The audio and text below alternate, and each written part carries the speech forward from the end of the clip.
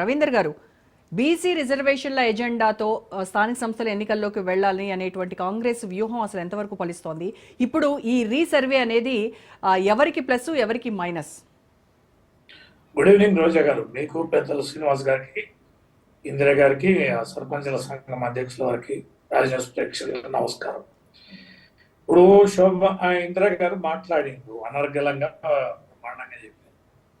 కానీ జనం పిచ్చోళ్ళు అనుకుంటారా ఏందనేది అర్థం కాదు.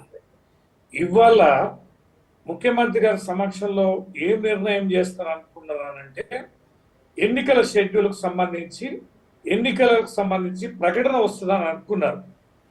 స్థానిక ఎన్నికల ప్రకటన జెడ్పీటీసీఐ, ఎంపీటీసీలా లేకపోతే సర్పంచ్ ఎన్నికలకు సంబంధించి జరుగుతుందని అనుకున్నారు. ఇది ప్రజలు ఊహించింది, మీరు ఇచ్చిన అంచనా, నమ్మకం. ఎలా నమ్మకాన్ని వమ్ము చేశారు. ఇంకా రెండవ విషయానికి వస్తే, ఏదో కులగణన అద్భుతంగా బ్రహ్మాండంగా చేసిన వైసా పైసా అని చెప్తున్నారు. అయితే విషయం ఏంది, అది చట్టబద్ధత కాదనే విషయం తెలీదా? చట్టబద్ధత డెడికేషన్ కమిషన్ వేశారు. ఆ కమిషన్ నివేదిక చట్టసభలో పెట్టారా? మా సభలో పెట్టింది ఏంటండి, ఓన్లీ స్టేట్మెంట్ పెట్టారు అంతే. అది ఎస్సీలకు సంబంధించి కులాలు చెప్పారు. బీసీలలో ఏ కులాలు ఎంత పర్సంటేజ్ ఉన్నారు, ఎన్ని ఓట్లు ఉన్నాయనేది కూడా చెప్పలే.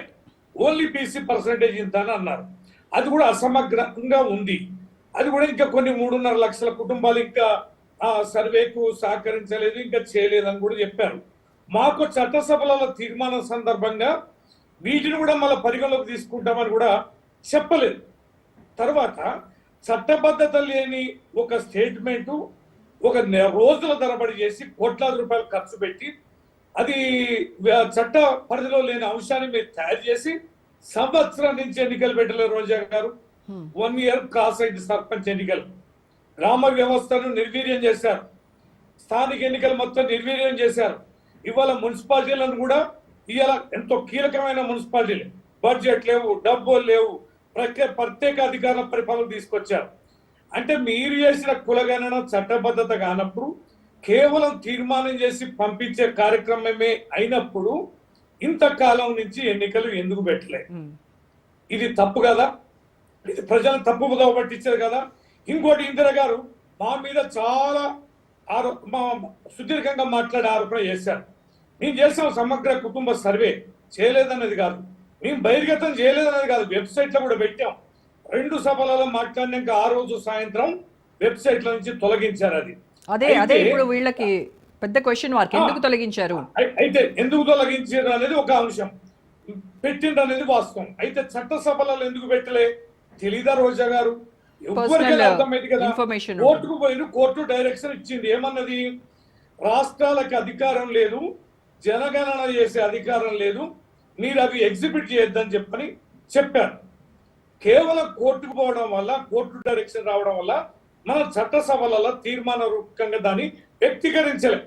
అయినా దానిని పరోక్షంగా చట్టపరులకు ఇబ్బంది రాని పద్ధతిలో వెబ్సైట్లో పెట్టాం. అందరికీ తెలుసు అది అఫీషియల్ వెబ్సైట్ అనేది. మేము మా కౌన్సిల్లో కూడా అడిగాం, భట్టి గారి, మా సీతారాం నాయక్ గారు, మా ఎవరు బండా ప్రకాష్ గారు డిప్యూటీ చైర్మన్ గారు చూపించారు.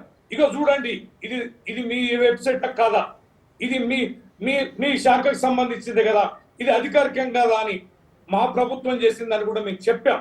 ఒక అంచనాకు అన్ని రకాలుగా వచ్చింది.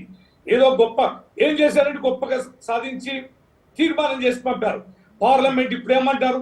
కేంద్రం బాధ్యత, కేంద్రం ఆమోదించాలి, పార్లమెంట్లో ఆమోదించాలి. మరి సంవత్సరం నుంచి పళ్ళు గీక్కోవడానిక.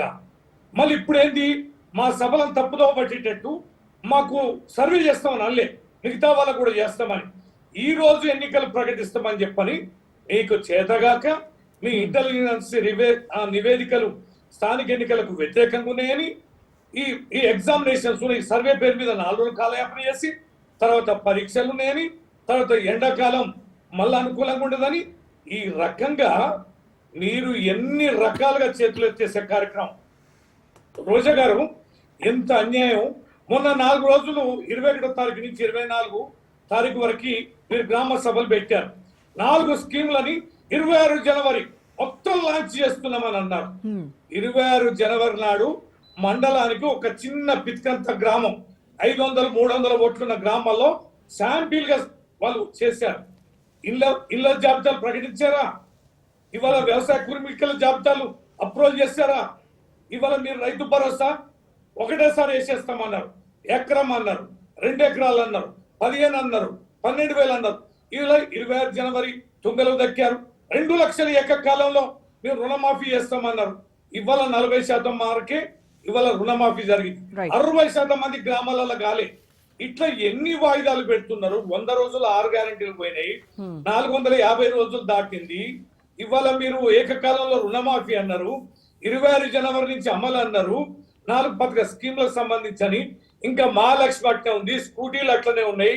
అన్ని రకాలు కాక సెంట్రల్ గవర్నమెంట్ ఇచ్చి వచ్చే డబ్బులను కూడా వాడుకోవడానికి అవకాశం లేని పద్ధతిలో స్థానిక ఎన్నికలు పెట్టే ధైర్యం సాహసం లేక ఇవాళ ఈ 3.5 లక్షల కుటుంబాలు మీ వల్ల ఆగిపోయిందని ఇవాళ మొదలు పెడతారా? ఇది దగా కాదా రోజా గారు? ఇంత అన్యాయం ప్రజలని పక్కదో పట్టించడానికి ఎన్నిసార్లు ఎన్ని రకాలుగా మోసాలు చేస్తారు? ఇవన్నీ ప్రజలకు అర్థమై ఆగ్రహవేశాలకు గురవుతున్నారు. ఈ స్థానిక ఎన్నికలకు పోయే పరిస్థితి లేదు కనుక, తీవ్రమైన వ్యతిరేకత ప్రజల్లో ఉంది కనుక ఇప్పుడు ఎన్నికలు పెట్టడం సరైంది కాదనే ఉద్దేశంతో వీళ్ళు ఈ రకంగా సర్వే పేరిట వీళ్ళు వాయిదా వేసుకున్నారు తప్ప మరొకటి కానే కాదు. మీరు అనేక రకాలుగా పెట్టిన అన్ని వాయిదాలని ఏ రకంగా పేలవంగా ఎంత దివాలా కోరు నిర్ణయాలు ఉన్నాయనంటే, ఈ ముఖ్యమంత్రి సాక్షిగా చేసే నిర్ణయాలు కూడా ఇంత పేలవంగా ఉంటే ఒక దగ్గర కాకుండా ఒక దగ్గర కరెక్షన్ చేసుకోవాలి కదా రోజా గారు. ఇది సరైనది కాదు. వారు కాంగ్రెస్ నేతలు చెప్పడంలో ఏ రకమైనది కాదు. ఎన్నికల్లో బలం లేక, ఎన్నికల్లో ఫేస్ చేయలేక ఈ దొడ్డిదారులు చేసుకో సో స్థానిక సంస్థల ఎన్నికలకు వెళ్ళాలి అంటే భయపడుతోంది కాంగ్రెస్. అందుకోసమనే రీసర్వేలు ఏదో ఒక సాకు చెప్పి వీటిని పోస్ట్ పోన్ చేయాలని చూస్తోంది అని అంటారు. మీ అభిప్రాయం రైట్? ఓకే.